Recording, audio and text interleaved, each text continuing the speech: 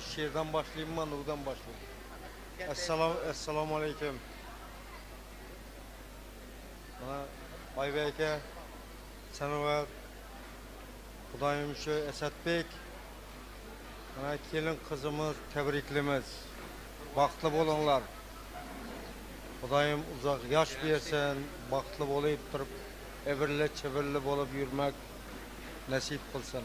Bağlarım, kızlarım, Aybek aka, Bratanım, Ekecanım, tebriklimiz. Kız bilen, farzand bilen, kelin bilen birinchi, ikinchi şu 50 yaşınız mübarek bolsun. Ekecan, tebriklimen. Baxtlı bolun şu Sanovar bilen.